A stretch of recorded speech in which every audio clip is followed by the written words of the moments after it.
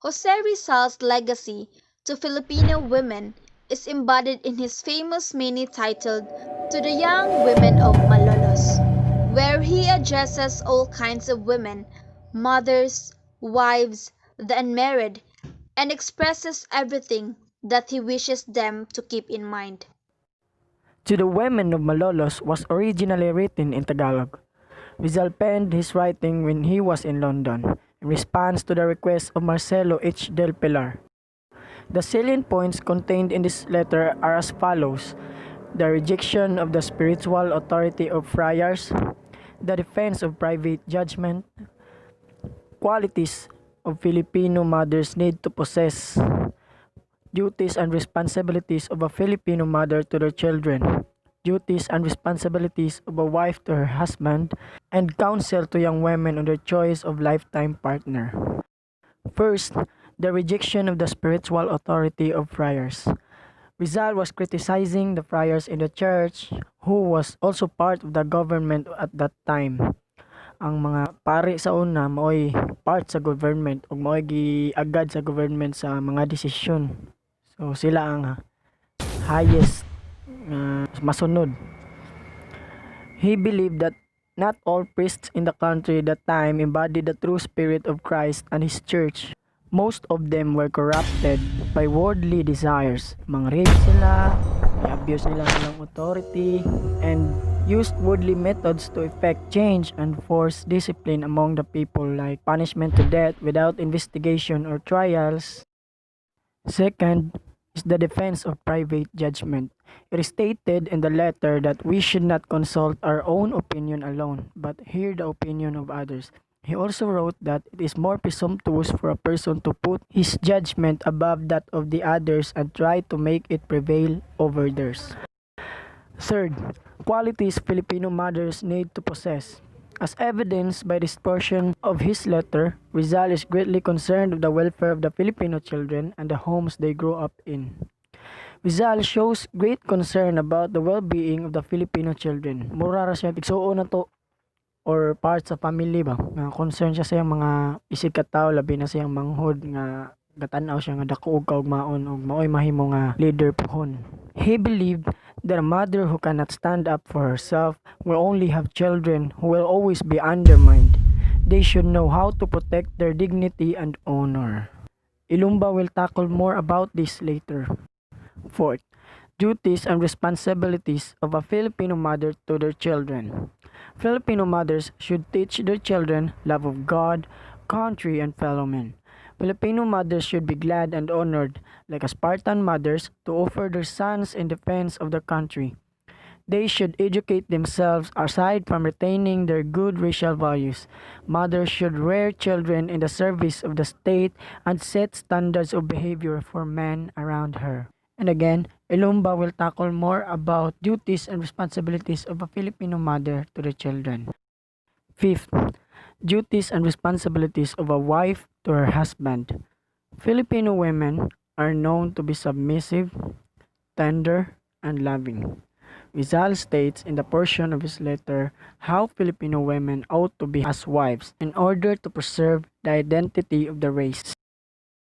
Sixth, counsel to young women on their choice of lifetime partner. Jose Rizal pointed out to unmarried women that they should not be easily taken by appearance and looks because these can be very deceiving. Instead, they should take heed of men's firmness of character and lofty ideas. He should possess a noble and honored name, a manly heart, and a high spirit incapable of being satisfied with engendering slaves. Young women must edify themselves, live the real Christian way with good morals and manners, and should be intelligent in their choice of lifetime partner. And Gwen Iscoyos will tackle more about the counsel to young women and their choice of lifetime partner. Rizal's letter to the Malolos young women in his way of recognition for them as brave Filipinas who are no longer blinded by the fraud religious beliefs brought by the friars. In his letter, he mentioned about our own freedom as individual human beings, that we must have our own judgment, of what is right and wrong. As a young lady, soon to be mother of her son and daughters, would set an example to her children. As the saying goes, a fruit would grow the same as of its tree. Women are fragile and can be easily influenced because of ignorance and lack of knowledge of her rights. Jose Rizal was greatly impressed by the fighting spirit that the young women of Malolos has shown. In his letter, he expressed a great joy and satisfaction over the battle that they had fought. In Rizal's letter, it obvious that his ultimate desire was for women to be offered the same opportunities as those received by men in terms of education. During those days, young girls were not sent to school because of universal motion that they would soon to be taken as wives and stay at home with the children.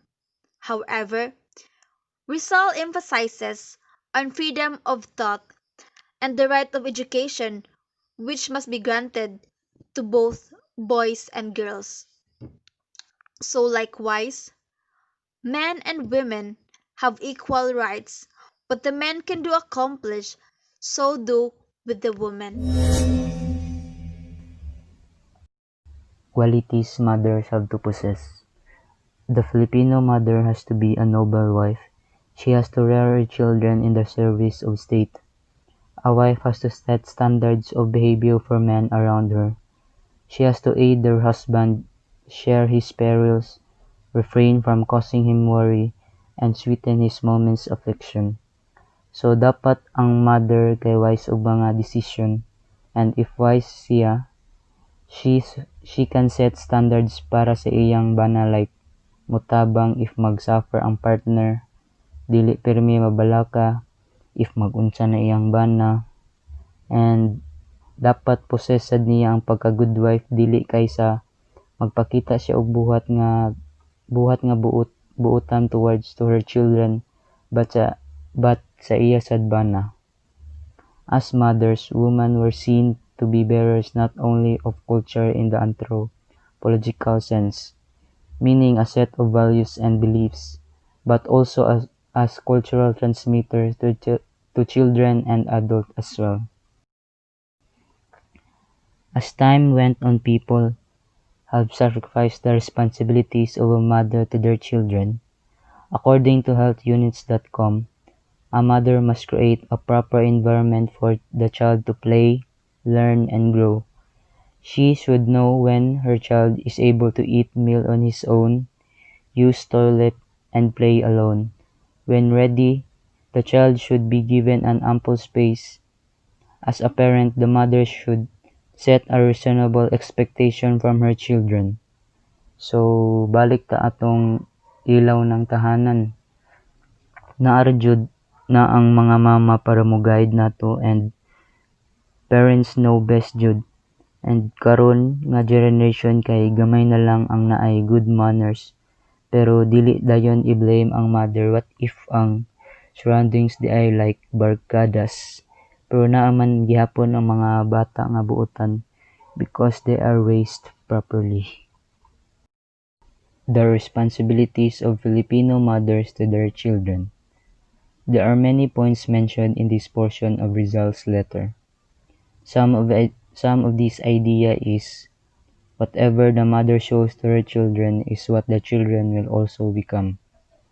According to Rizal, youth is a flower bed that is to bear rich fruit and must accumulate wealth for its descendants.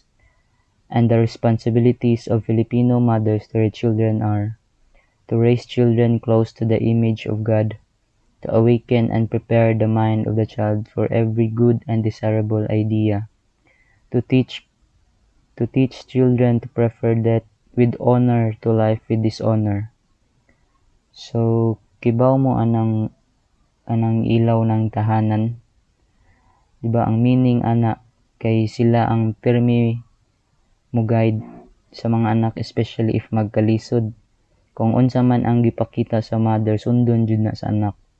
So dapat jud magpakita og mga binatan nga maayo like kahadlok sa Ginoo, positive mindset, and dapat ipahibaw sa bata nga mas better ang mamatay nga honorable kaysa buhi niya bati og kinabuhi.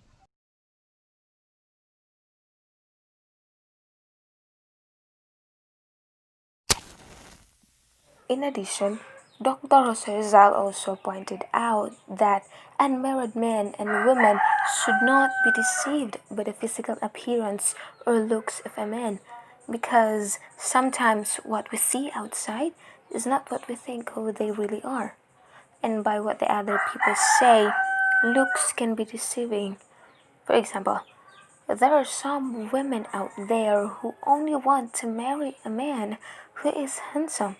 Kay lagi pwede nilang kapanghambog sa ubang tao. Labaw na ka ng babae nga dili gyud gustong malabuan sa lain. Sometimes man god kita mga babae or halos kitang tanan babae na ay standard sa mga laki. Nya ang kanang standard nga naa nato dili gyud na siya masunod. Muging daghan kitag makit-an karon nga mag-asawang magbuwag, it's because even though they have good looks, gwapo-gwapa sila, dili sila magkasinabtanay because of their different personalities and characteristics nga dili nila ma-handle. Muging niingon si Dr. Jose Rizal nga, instead, they should take head of men's firmness of character and lofty ideas. Yung lalaking may paninindigan, alam niya kung ano yung tama at mali, at merong pangarap para sa ikabubuti ng kanyang pamilya. Yan daw ang mga bagay na dapat pagtuunan ng pansin ng isang babae. Also, a man who shall take care of them, understand them, and will always be on their side through goodness and even on the hardest times. Bisag magkalisod na, dili gihapon siya mobiya kay ba man siyang unsay angay buhaton ug unsa iya mga responsibilidad as part or as a husband sa usa ka babae. And also, Dr. Jose Rizal further adds that there are 3 things that a young woman must look for a man she intends to be her husband. Na ako no tulo ka butang nga angay pagkalantahon sa ang mga babae sa usa ka lalaki nga mahimo niyang bana puhon o mahimo niyang husband in the near future. The first guy who has a noble and honored name. Kana kunong naa siya moralidad, kay baw siya kung unsay sakto ug unsay sayop. Kanang a man that will respect a woman and has a moral judgment. The next one is a manly heart offering protection to her witness. Kay baw siya nga kanang unsa niya pagprotect sa iyang family ba, kanang lalaki nga kayang pangalagaan at ipaglaban ang kanyang minamahal. A man that will protect you every single moment of your life. Even magkalisod na siya, andam gyapon siya mo fight for you. Muna siya ang isa sa mga butang nga naa ang lalaki.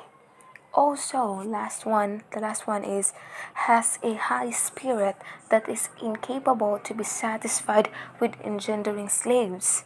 Kanang laki nga dili bitaw mo dawat nga anharak kutob ang ilang panginabuhi or dili siya gusto nga mag-maintain ra sila sa low standard way of living ba. Muna mangita siya og way kung unsaon nila maangat sila ba, bawasan ko nilang problema o kanang para ma-provide nila ilang needs every day. Also, a man that will make a woman to discard all her fear and to behave nobly and not deliver her youth to the weak and fated heart. Kanang laki nga kanang ang babae dili niya kanang hadlukon, dili niya yang gayran ba, even kanang unsay mahitabo na agihapon siya sa side sa babae. Bisag unsa pa kalisod ng kinabuhi, andam gihapon siya nga mo migiya or makikuyog para lang nga silang duha na ay nindot nga kinabuhi para sa ilahang para kanang silang pagkinuyugay. Also, sa marriage dili naman kay mo work ang marriage sa isa lang katawo, dapat duha mo kabuok. So ang babae napud siya iyahang role, iyahang job as a wife. Mo ni Dr. Roselsa nga she must aid her husband, inspire him with courage, share every problems, refrain from causing him worry, and sweeten his moments of affection. So bisag ang babae po kung imuhang bana na pang ginabuhi, ikaw po tabang po ka bisag in a simple way lang god kanang tigluto ka, tigandam ka sa iyahang mga butang ka ng mga laba ka. So igana pod na pod buhat jud ang babae kay dili naman kay laki ra ang naibuluhaton sa marriage. Dapat kamong duha magtinabangay mo, magyayong mo kung unsa man gyud naa kaninyo inyong yayungan. Even though kana problema ninyo inyo hagyon na pangitaag solusyon nga kamong duha mo magkasinabtanay. And also Dr. Rizal wrote that there is no grief that a brave heart cannot bear, and there is no bitter inheritance than that of infamy and slavery. Kung ato pang Tagalugon, walang kalungkutan na hindi kayang tiisin ng isang matapang na puso at wala rin mapait na pamana kaysa sa kabastusan at pagkaalipin. In Bisaya, walay kasubo nga dili maagwanta sa usa ka maisog nga kasing-kasing ug walay labing pait nga panulundon kisa kana nga kaulag ug pagkaulipon. So every one of us has rights, nanatay rights karon, unang nanatay equality. Kung naa magay sayo pang isa, pwede man nato isa to, but kung dili na gyud makaya, we have rights to defend what is right. For analysis, to the women of Malolos centers around 5 salient points. First, Filipino mothers should teach their children love of God, country, and fellow men. Kung sa Tagalog pa, tudloan na to ang kung kita ang ginikanan or mama sa bata. Tudloan na to sila kung paano mahimong makadiyos. So, unsa may way sa makadiyos. Tudloan na to sila sa pagampo, sa pagsimba, mga simple nga butang pwede mabuhat para makahinumdum o ma-gain tawag konsensya sa tong kasing-kasing. And love of country, makabansa. Tudloan na to atong mga anak-anak para puhon, ma-appreciate nila ang atong country. Bisag unsa kagamay, proud sila o dako sila gugma sa atong country. Bisag sa pagtudlo lang nga mo respect sa national anthem nga kung magsugod na og kanta mohunong og ibutang ang kamot sa dughan o makatao. Pinaka-importante ng makatao sa tanan. Kay yan na to makita kung paunsa nagdako ang bata. Kung paunsa nimo gipadako ang bata. Kay diyan nila makatunan nga ibaw sila mo share sa ilang problema sa ubang tao nga kaila nila o close nila. Second, Filipino mothers should be glad and honored like Spartan mothers to offer their sons in defense of their country. So, ingana dapat ang mga ginikanan or mama in specific dapat magmalipayon ta unya proud ta, magmalipayon sila or proud sila nga ilang anak nasa posisyon sa mga pulis, military para ipaglaban ang atong nasod gikan sa mga terorista nga manamok. Third, Filipino women should educate themselves aside from retaining their good racial values. Fourth, faith is not merely reciting prayers and wearing religious pictures. It is the real Christian way with good morals and manners. So, ang faith na to, dili lang na to makita sa atong pagluhod, pagsag-o sa mga prayers, sa sinuotan. Ah, dira na nato makita sa kung giunsa pag-apply sa usa ka Christian ang iyang nakatunan sa simbahan o iyang nabasa sa Biblia o paunsa niya gi-influence ang uban, giunsa niya pagpatuo ang uban nga siya tinuod nga Kristiyano o mao ni ang tinuod nga binuhatan sa Kristiyano, nga ang tinuod nga Kristiyano na ay good morals o na manners like mobless ta sa atong mga katiguangan, mogrita kada natay masugatan, mga simple nga pamatasan sa usa ka Pilipino or usa ka Kristiyano. So in recent times, it seems that these qualities are gradually lost in the way Filipino women conduct themselves. So atong makita karong panahon na nga wala kayo na-apply sa mga babae ang giswat ni Rizal or gisulti ni Rizal sa about sa ilang pagpili sa ideal nga guy. Kay karon makita nato nga kasagaran nagbase sa hitsura, sa appearance sa tao, kung paunsa sila, wala sila nagpili kung paunsa sila gipalipay o wala nila gitan-aw kung kani nga tao honorable man ba ni or maing tao ba ni. There are often times moments where mothers forget their roles in rearing their children because of the overriding idea of having to earn for the family to supplement their husband's income. So kasagaran kayo karon ang mga parents or mother, kay sa una ang mother wala kayo yung mga trabaho na ragid sa balay, karon kay naa na gyud sa gawas nga narbaho, wala kayo sila time sa ilang mga anak. Ang kasagaran ng mga kwartahan kay ang magbantay silang mga anak kay ilang mga yaya, mas takuog na spend nga time ang yaya sa ilang anak kaysa ilang kaugalingon nga parent. Although there is nothing negative about working hard for the welfare of the family, there must always be balance in the way people go through life. Failure in the home cannot be compensated for by any amount of wealth or fame. So makita na to karon unsa ka legend atong pambansang bayani nga si Dr. Rizal. Nakita na to nga ang iyang mga works, writings were not only for the people in their time.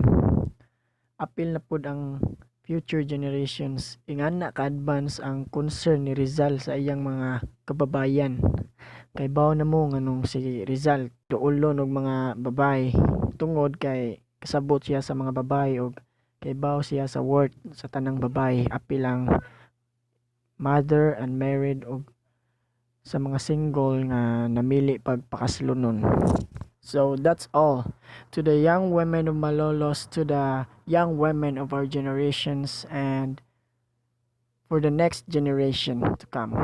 Thank you very much.